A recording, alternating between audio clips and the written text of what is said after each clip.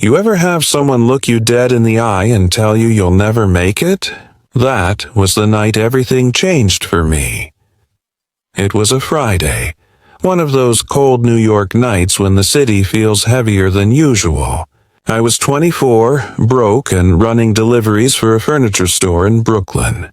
My old pickup rattled every time I hit a pothole, and the smell of dust and engine oil clung to my clothes like a second skin. That night, I stopped by a coffee shop before my last delivery. That's where I saw her, Megan. She wasn't just any woman. She was the one I thought I'd spend my life with. We'd dated all through college, planned a future, talked about marriage.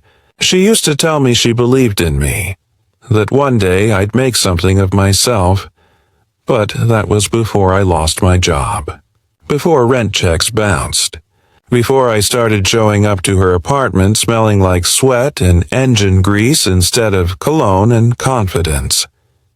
That night she sat at the corner table with a man in a tailored suit.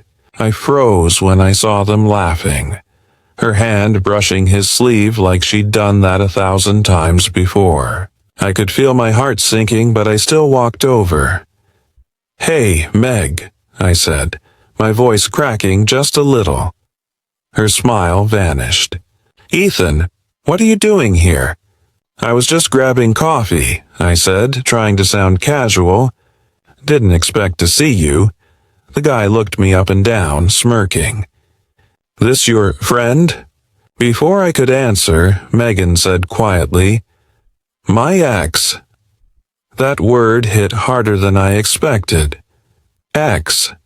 Like I was just a chapter she'd finished reading. "Oh," I said, forcing a weak smile. "Didn't realize you moved on so fast." She crossed her arms, suddenly defensive. "Ethan, it's been months. You weren't exactly going anywhere. I needed stability." "Stability?" I repeated, laughing bitterly. "You mean money?" Her face hardened. "Don't do this here." Not in front of him. I looked at her. Really looked. The same girl who once stayed up all night helping me study, who said she believed in my ideas. Now sitting with a man twice as rich and twice as smug. "I just want to know," I said quietly, "did you ever believe in me?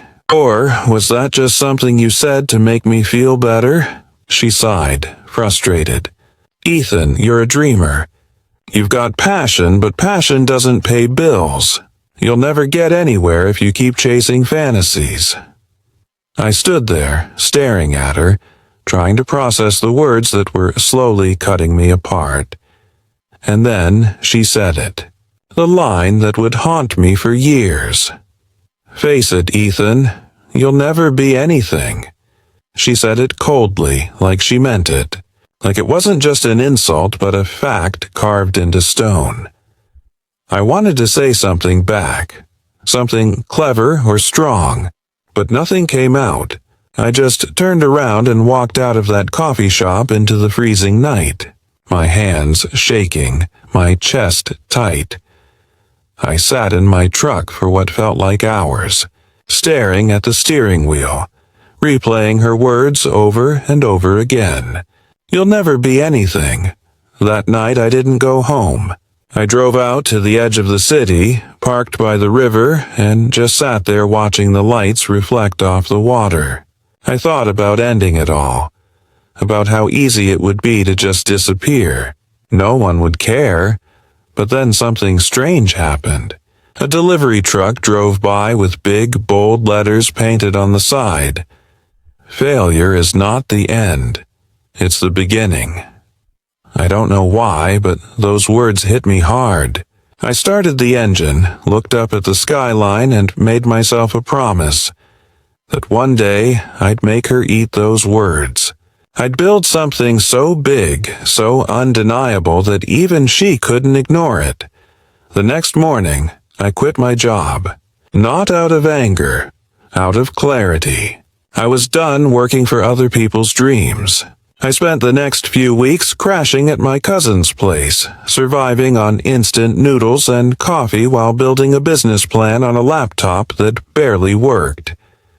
I didn't have money, connections, or experience.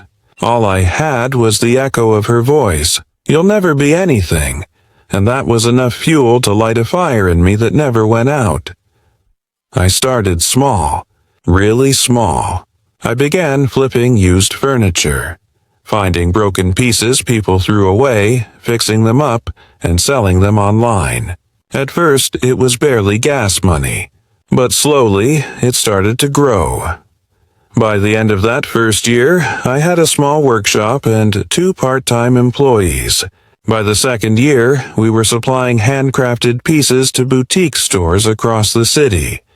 And by the third, I'd built something real. Something people noticed, but Megan never saw any of it. Not yet. She'd married that guy in the suit, the one who looked at me like I was dirt under his shoe. His name was Richard Cole. I didn't know much about him back then, but I'd soon find out, because fate has a wicked sense of humor. 2 years later, I got an email that changed everything. A big manufacturing company wanted to collaborate on a luxury furniture line. And guess who the client contact was? Richard Cole, Megan's husband. I stared at that email for a long time, a slow grin spreading across my face. The man who'd looked down on me was about to sign a deal with the nobody his wife once left behind. And she was about to walk right back into my world. Only this time, the tables had turned. 2 days later, I found myself standing in the lobby of a glass high-rise in downtown Manhattan, the kind of building that smells like money. Polished floors, white marble, the faint scent of expensive cologne lingering in the air. I wore a navy blue suit that actually fit this time. Custom-tailored, clean, confident.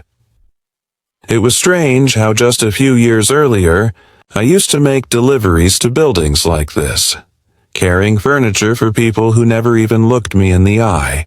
Now, I was walking in as the owner of my own brand, Haven and Heart, one of the fastest-growing custom furniture companies in New York. The receptionist smiled as she checked the appointment list. "Mr. Ethan Walker? Mr. Cole is expecting you. Top floor, top floor." I couldn't help but smile. Yeah, that sounded right.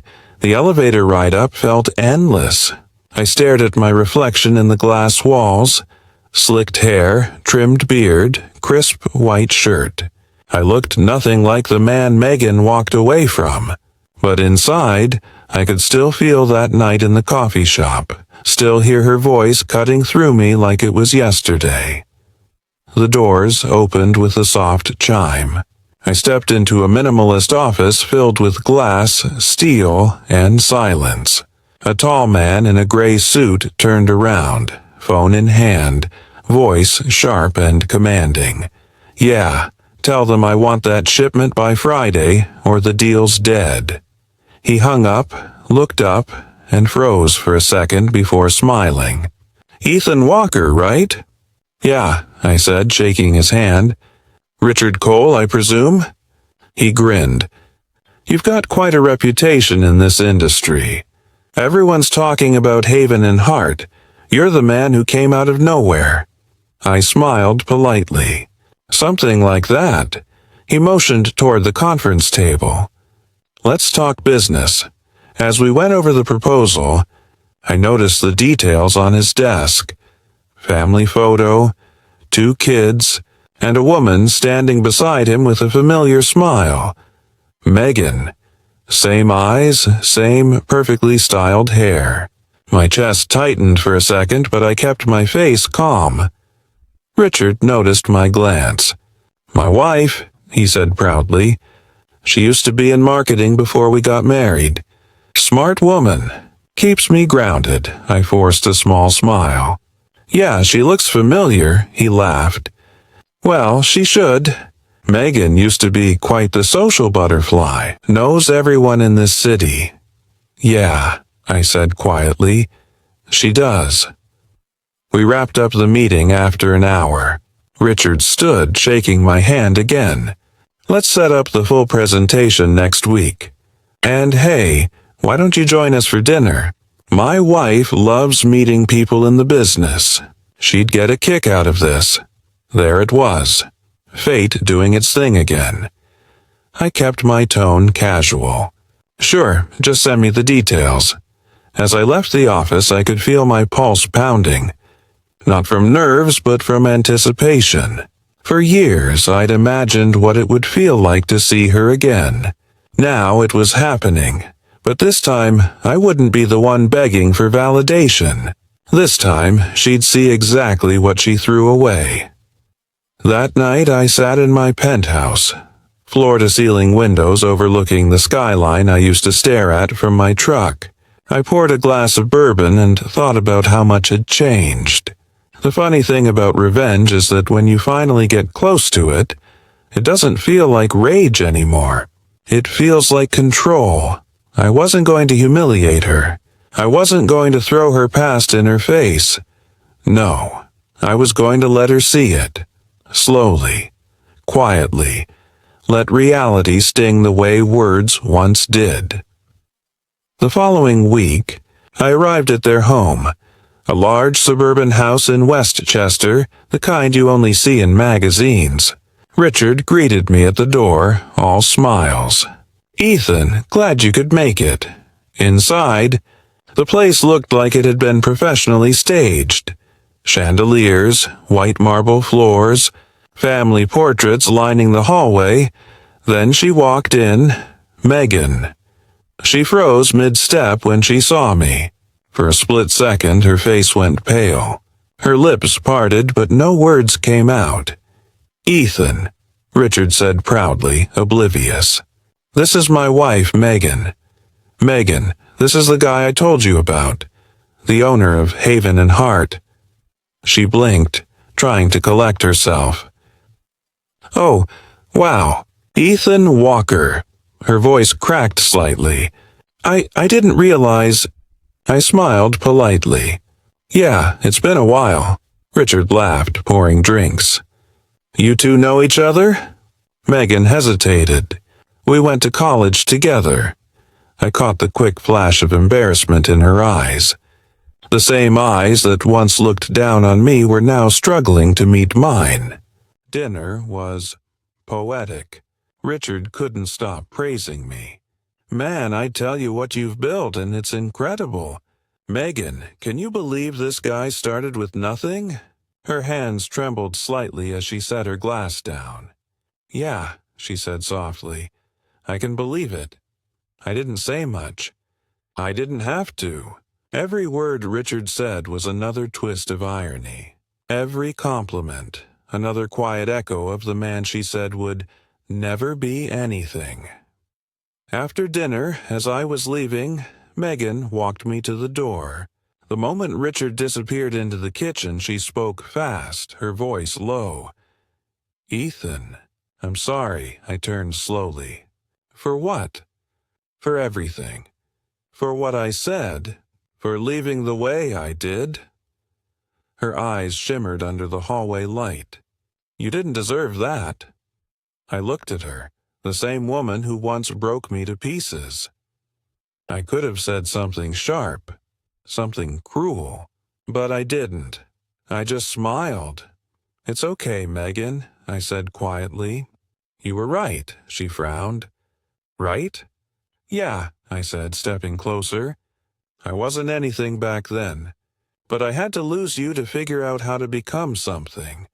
She didn't say another word, just stood there, frozen, as I walked out. When I got into my car, I caught one last glimpse of her through the window, standing there, staring into nothing. For the first time in years, I felt no bitterness, just peace, but deep down, I knew this wasn't the end. Because something told me life was about to bring her back into my orbit again. this time. Not as a memory, as a consequence. The morning after that dinner, I sat in my office, staring out the window, watching the city come alive.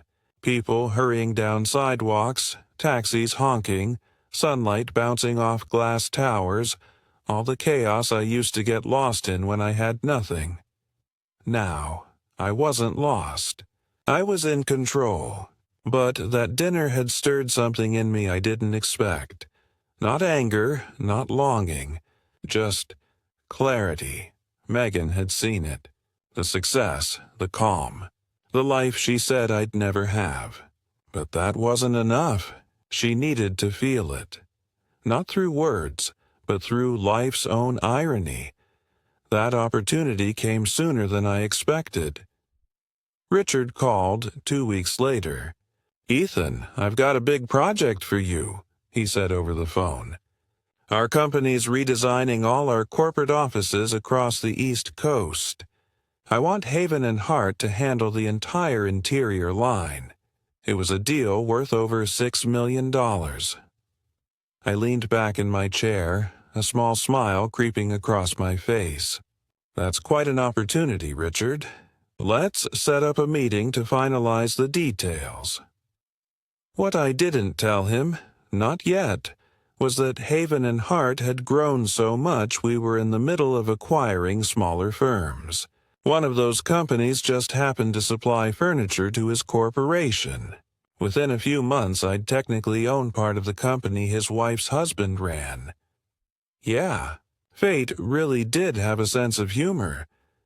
When I arrived at his office for the contract signing, Megan was there. This time as part of the company's public relations team.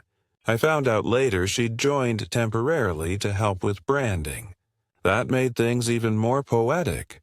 The look on her face when she saw me walk in said it all.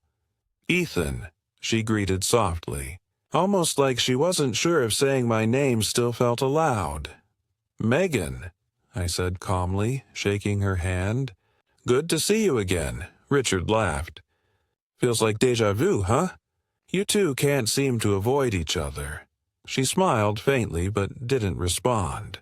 I caught the tension in her shoulders. That quiet discomfort of being around someone who knows too much of your past. As we went through the presentation slides, I noticed how much had changed. Megan used to command every room she walked into. Now she barely spoke unless asked to. Her confidence was replaced by something else, a quiet regret, maybe. At the end of the meeting, Richard clapped me on the back. "You're a damn genius, Ethan, you know that?" I smiled. "I've heard worse," he laughed. "You're coming to the gala next week, right? We're celebrating the merger. My wife's helping organize it." "Wouldn't miss it," I said. That week felt like a build-up to something I couldn't name. My assistant noticed it too. "You've been smiling a lot lately," she said one morning. "Yeah," I replied. "Sometimes the universe writes stories better than any of us could." The night of the gala arrived. A grand ballroom filled with New York's elite. Champagne glasses, photographers, chandeliers glittering like gold dust. I walked in wearing a black tux, every head turning for a second. It's funny. People treat you differently when they know you've made it. I spotted Megan across the room before she saw me. She wore a black evening dress, simple but elegant. She looked older, maybe not in years, but in spirit. When our eyes met, she froze for just a second, then looked away. Richard came over, all smiles and handshakes. "There's the man of the hour. Ethan, meet some of our partners." I smiled and played the part. Shook hands, made small talk, pretended like everything was just business. But my eyes kept catching Megan's from across the room. At one point, she came over with a tray of drinks, helping one of the event staff. It was subtle, but I noticed. She wasn't hosting as a guest. She was working. That's when it hit me. Richard's company wasn't doing as well as he pretended. The merger he'd mentioned wasn't expansion, it was survival. After the speeches, I stepped outside for some air. A few minutes later, I heard her voice behind me. "You still hate me?" I turned around. Megan stood there, her arms crossed, eyes reflecting the city lights. I shook my head slowly. "No, hate takes energy. I stopped giving you mine a long time ago." She nodded, biting her lip. "You've changed." "So have you," I said. "You used to be the girl who said I'd never make it." Her voice dropped. "I was wrong." "Yeah," I said softly. "You were." She hesitated. "Richard's business. It's not doing well. The merger is basically a buyout. He won't admit it, but he's desperate." I didn't say anything, just watched her. She looked at me, her eyes filled with something that looked a lot like pain. "Do you ever think about what would have happened if I'd stayed?" I gave a small smile. "No, because if you had, I wouldn't be who I am today. You were the reason I changed, just not in the way you think." Her eyes glistened. "I'm sorry, Ethan." I took a slow breath. "Don't be. You gave me something no one else ever did." She frowned. "What's that?" "Closure." She looked away, blinking fast. "He still doesn't know about us. About how it ended." I smirked. "He will." Her head snapped up. "What do you mean?" I stepped closer, my tone calm, controlled. "Richard's about to sign a new supplier contract.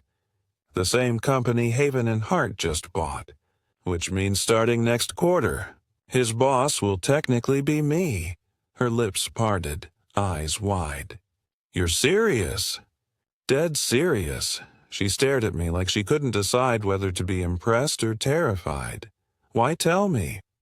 she asked finally. I looked her straight in the eyes. "Because I wanted you to hear it from me, before you hear it from your husband."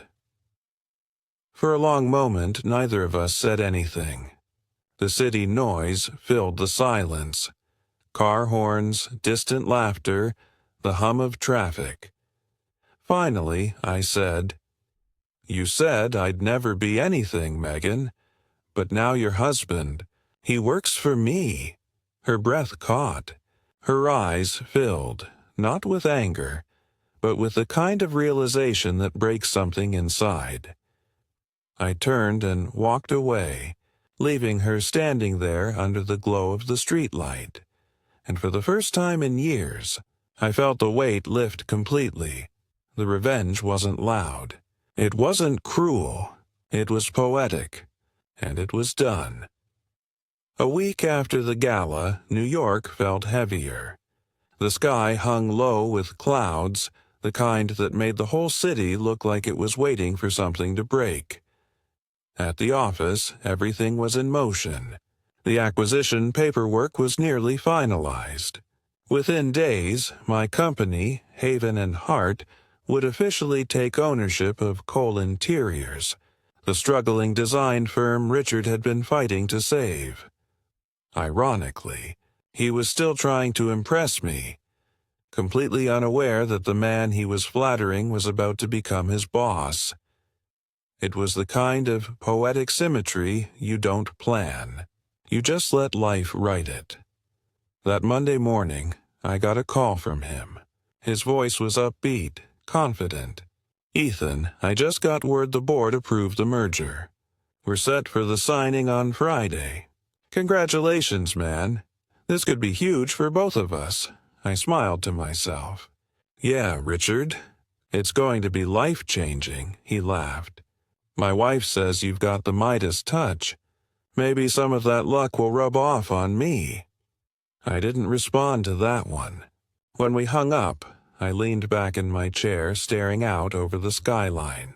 It's strange how life circles back.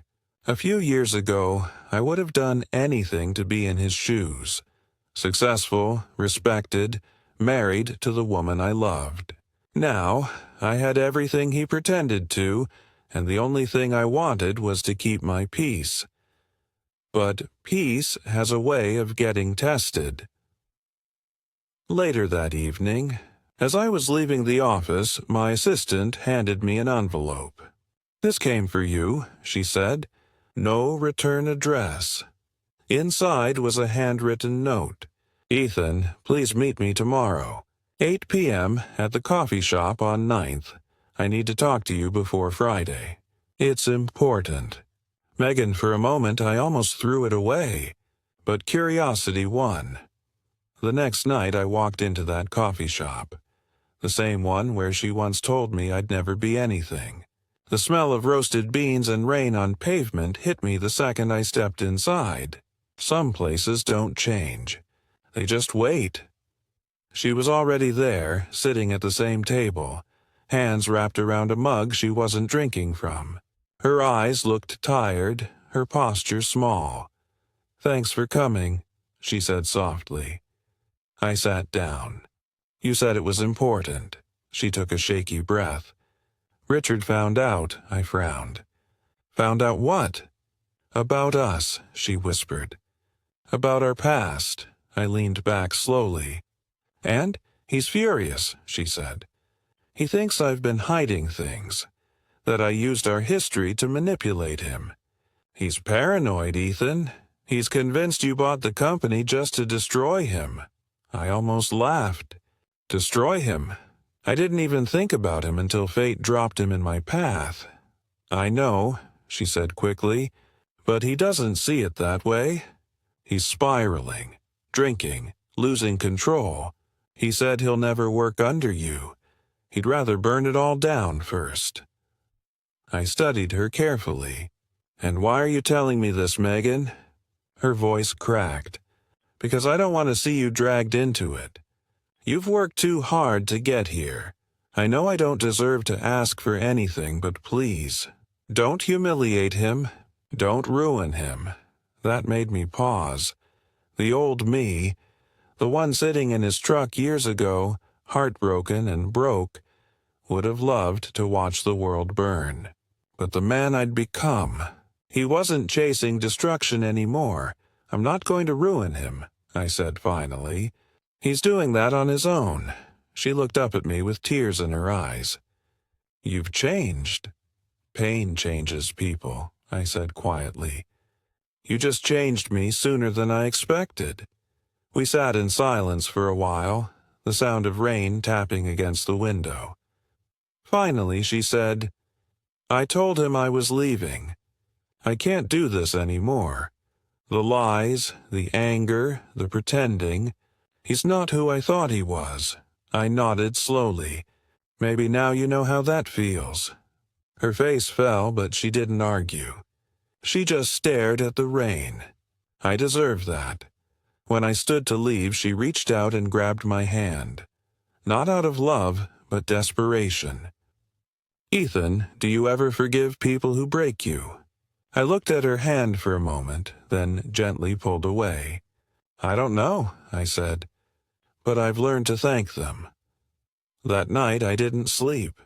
I kept thinking about how twisted life had become. Two people who once had everything, now standing on opposite sides of the same battlefield neither of them asked for. By Friday morning, the office was buzzing with reporters, lawyers, and executives. The merger signing was a big deal. Cameras everywhere, smiles all around. Richard walked in late, his tie loose, eyes red, clearly hungover. He forced a grin. "Ethan, my man. Sorry I'm late." "Crazy morning," I nodded. "No worries. Glad you made it." The signing went smoothly, at least on paper. But when the final document slid across the table and Richard picked up the pen, I saw the moment the truth hit him. He froze, reading the small print at the bottom. His eyes went wide. "Wait. Haven and Hart owns Cole Interiors." I met his gaze evenly. "That's right. As of today," his face flushed red. You bought my company?" "Technically, yes," I said calmly. It's all business, Richard. Nothing personal." He shoved the chair back, standing abruptly. "You son of a... This was your plan all along." Everyone in the room went silent. Cameras clicked. My PR manager stepped forward nervously, but I raised a hand. "Richard," I said, my voice low, measured, "if I wanted to destroy you, I would have done it quietly. But I didn't. I gave your team jobs. I kept your contracts. You still have a role here. If you can handle working under me." His jaw clenched. "You think I'll ever work for you?" I smiled slightly. "You already do." He stormed out, slamming the door. As the reporters murmured, I exhaled slowly. The revenge was done. Not loud, not cruel, just quiet justice. Later that day, I got a message from Megan. He left. Took the car, the credit cards, everything. I don't know where he's going. I just wanted you to know I'm sorry for all of it. You didn't deserve any of this, but maybe I did. I stared at the message for a long time before replying.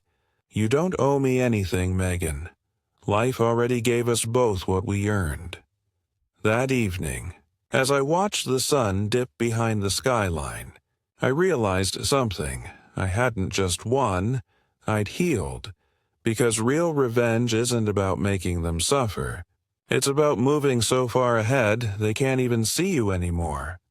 For the first time in years, my phone was silent. No late-night calls, no meetings waiting, no one demanding answers. Just quiet. The kind of quiet that makes you realize how much noise success brings with it. After the merger, the media had a field day. Self-made entrepreneur buys out former rival. The CEO who rose from rock bottom. My face was everywhere. Business magazines, online interviews, podcasts. People called it revenge. I called it closure. But the truth, it didn't feel like either, because when the applause fades, when the cameras stop flashing, you're left with yourself. And that's where the real reckoning happens. I sat in my office one night, the skyline glowing outside my window. Everything I ever wanted was right there. Power, respect, money, and yet there was this hollow space inside me. I kept thinking about how it all started.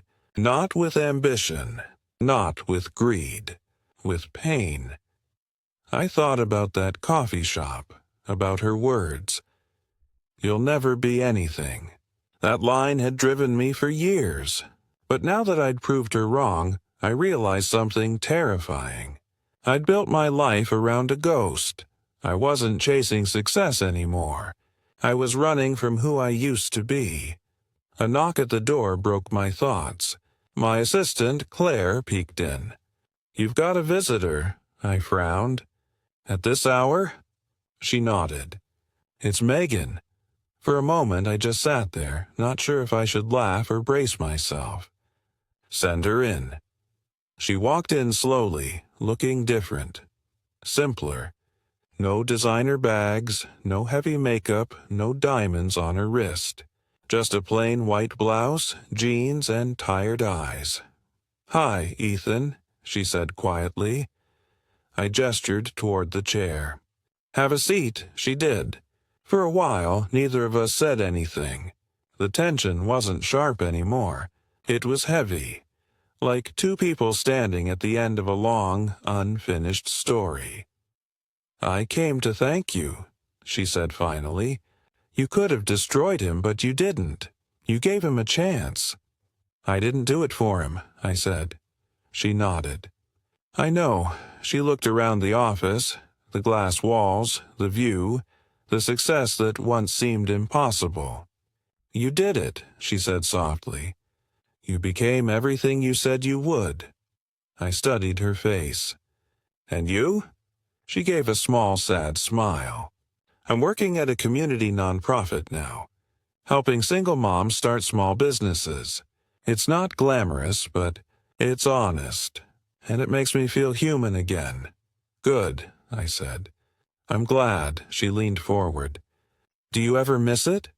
The old us? I thought about it. No, I said finally. I miss who I was before all this. Before proving people wrong became my purpose. She nodded slowly, her eyes glistening. I deserved that answer. Silence filled the room again. For the first time, it wasn't uncomfortable. It was final. When she stood to leave, she hesitated by the door. I don't know if you'll believe this, she said, but I'm proud of you. I smiled faintly. I know. She paused, then added, I hope you find something worth chasing. Something that's not about anyone else. When the door closed behind her, I exhaled slowly. Her footsteps faded down the hall and it felt like a chapter closing. One that had taken half my life to finish. That night I drove out of the city. I didn't tell anyone where I was going. No board members, no press, no meetings. Just me and the open road. 2 hours later, I stopped at the same riverbank where I'd sat years ago, the night she'd walked out of my life. The city lights were faint on the horizon, the water calm and endless. Back then, I'd sat there with tears in my eyes, whispering promises to no one. This time, I sat in silence. I pulled out my phone, opened a blank note, and typed 4 words. It's over. Thank you. Then I turned the phone off and just watched the river move. I realized something profound in that moment. Revenge might start the fire, but peace keeps it burning long enough to light your path. I wasn't angry anymore. I wasn't even proud. I was free. The next morning, I called my assistant. Claire, I said, put someone else in charge for a while. I'm taking some time off. She sounded shocked. For how long? As long as it takes, I said. I booked a one-way ticket to Oregon, somewhere quiet, green, and honest. A place where no one cared who I used to be. For the first time in a long time, I wasn't chasing anything. Not love, not revenge, not validation, just peace. And somewhere deep down, I knew. That was the real victory all along. The first morning in Oregon felt strange. No alarms, no buzzing phones, no board meetings or headlines. Just silence. I woke up to the sound of rain tapping gently against the cabin roof and the smell of pine in the air. The kind of silence that used to scare me now felt like peace. The cabin sat near a lake surrounded by tall evergreens. I'd rented it for a month, but after the first day, I already knew I'd stay longer. There was something healing about watching the world slow down, about realizing it never needed me to keep spinning. Most days, I sat on the porch with a cup of black coffee, just thinking about the years I'd spent proving people wrong, the deals I'd chased, the faces I'd lost along the way. It hit me one afternoon. I couldn't even remember the last time I laughed without thinking about how it looked to someone else. That's when I met Henry. He was 65, ran a small bait shop by the lake, the kind of man who'd seen enough life to stop caring about impressing anyone. City guy, huh? He said the first time we met, eyeing my expensive jacket. You don't look like someone who fishes. I don't, I said, smiling. Then you're in the right place, he chuckled. That's what this lake is for. People who forgot how to breathe. Over the next few weeks, I started helping him at the shop, fixing signs, stacking bait boxes, painting shelves. It wasn't work for money. It was therapy. I hadn't realized how good it felt to do something simple again. One evening, as the sun set over the lake, Henry said, "You talk like a man who's been at war with himself." I laughed softly. "You're not wrong." He nodded, reeling in his fishing line. "Let me tell you something. Everyone wants revenge until they get it. Then they realize it's just a quieter kind of prison. The trick isn't winning, son. It's letting go. I didn't respond. I just stared at the water, watching the ripples spread across the surface. That night, I dreamed of Megan. Not the woman who left me, but the younger version of her. The one who used to sit beside me in college barefoot on the grass talking about dreams bigger than both of us. She wasn't cruel then. She was just human. And maybe that's all she ever was. The next morning, I wrote her a letter. I didn't plan to send it. I just needed to say the words. Megan, you were right. I wasn't anything back then. But I became something because you left. I used to think that meant I won, but now I know. There was never a war. We were both just trying to survive. I forgive you. I forgive myself too. Thank you for being the reason I learned who I am. Ethan, when I finished writing, I folded the letter and tucked it under a stone by the lake. The wind picked up, rustling through the trees like a whisper. It felt like closure. Not dramatic, not cinematic, just quiet truth. Days turned into weeks. I stopped checking emails. I stopped thinking about quarterly reports. The noise of the world faded, and in that silence I found something I'd never had. Clarity. One morning, I woke early and drove into town. There was a small community center where locals gathered on weekends. Carpenters, artists, retirees, people who'd lived entire lives without chasing fame. I offered to host a workshop for small business owners, teaching them how to build something from nothing. When I stood in front of them, I didn't feel like Ethan Walker, CEO. I felt like the broke delivery guy again, the one who believed in possibility.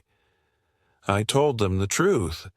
I built everything I had out of anger, I said. And when I got it, I realized anger doesn't build a life. It just keeps it burning. You can't heal while trying to prove someone wrong. You can only heal when you stop needing to. People clapped, but I didn't care about that. What mattered was that I meant every word. After the session, a young man came up to me. "Sir, my fiancée left me last month. She said I'd never make it. I came here hoping to learn something. Anything. How did you get over it?" I smiled gently. "You don't get over it," I said. "You build through it. But don't do it for her. Do it for you," he nodded, wiping his eyes. "Thank you." That night, as I sat on the porch watching the sun dip behind the trees, I realized that was it. My story's real ending. Not the revenge, not the success, the peace. I took a deep breath, closed my eyes, and let it all go. The bitterness, the hurt, the endless need to prove something. And for the first time in my life, I felt weightless. Somewhere out there, Megan was living her own kind of peace, and that was enough. Because in the end, the best revenge isn't showing them you've changed. It's changing so much that their memory can't touch you anymore. I smiled, stood up, and looked out across the lake one last time. It was quiet, still, free, and so was I.